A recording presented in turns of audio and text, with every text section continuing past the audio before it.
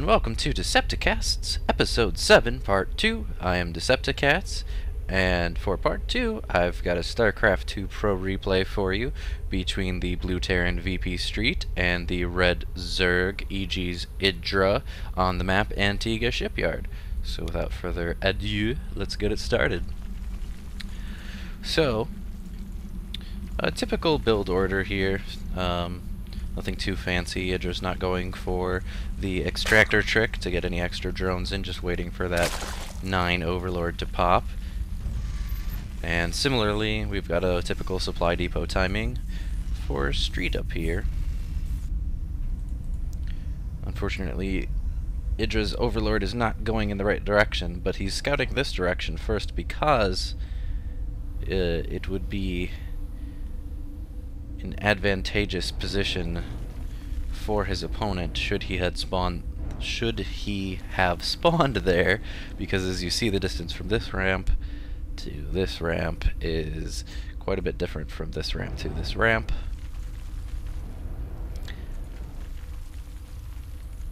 So looks like we're at 15 supply for Idra and no pool, no extractor, so he's probably going for a pretty quick expand, and there it goes. Meanwhile, Street is up here building the typical barracks timing, and as soon as this is done, he will likely go for an orbital command, as is a typical opening strategy for Terran.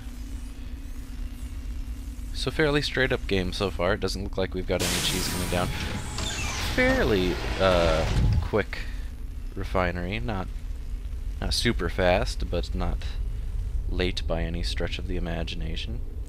Looks like Street's going for the complete wall off here, and Idra's drone is going to come in and find that he can't go in. Oh, and there's a Marine there. That drone is likely not going to make it out. And there it goes, Kersplat. Just a red stain now.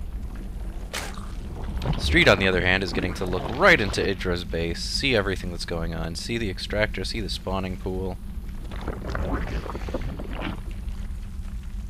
So fast expand into likely speedlings for Idra here. We should see 3 drones going to mine now. Yes, we do see them grabbing that gas. Not enough yet for speedlings. Alright, he's got his his first expansion here at the natural. Getting going a little bit here. And a factory going up for Street, likely going for some Hellion play here with the early gas. That might be Blue Flame.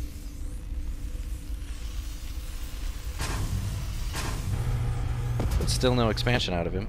Here comes a squadron of 3 Marines, going to spot these Zerglings, going to take them out in short order. And it looks like this Overlord's going to get caught as well.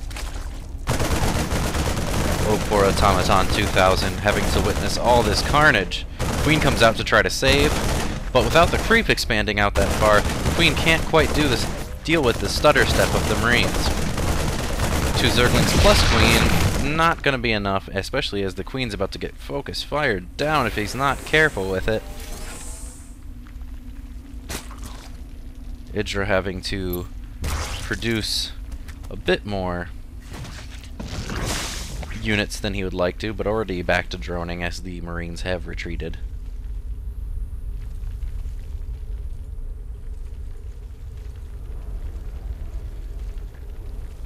Speed going down for Idra now.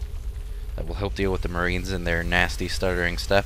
Yes, but we do have Blue Flame going down for Street, and that is going to be bad news for Idra, as Zerglings are not very effective against Blue Flame.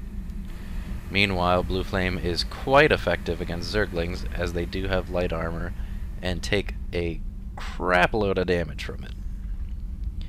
However, Idra, anticipating this, has erected a spine crawler, or is in the process of doing so, and is moving up to layer tech as well, and getting that second extractor. The Union Counting Station shows that Idra is 8 workers ahead at this time, and again, Street still does not have his expand up.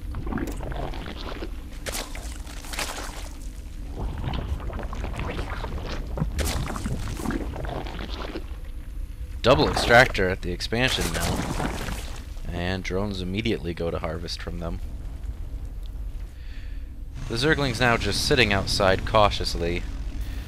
Really more of a alarm than an actual force. And now that Idra has seen this force, his response is to mash out 14 Zerglings in production now. And both queens are down at the front.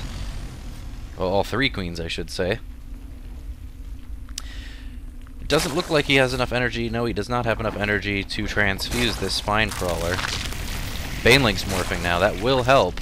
But without Baneling's speed, they may not be that effective. Idra does have a spire going up now.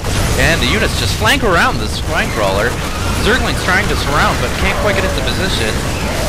Baneling's come in now, taking out a bunch of Marines and a nice hit on the Hellions. Queens now. Oh, one queen goes down. Workers flee to the safety of the spine crawler, and the Blue Flame Hellions march into the main. That queen needs to target fire the low health one, not the high health one. The drones move in on the Hellions, and only a few go down before they are able to dispatch with that push. Meanwhile, however, Street has taken this expansion, does have Siege Tank with Siege Mode up, is not currently sieged up. Engineer down as well, building a missile turret. Several missile turrets, or a few missile turrets rather.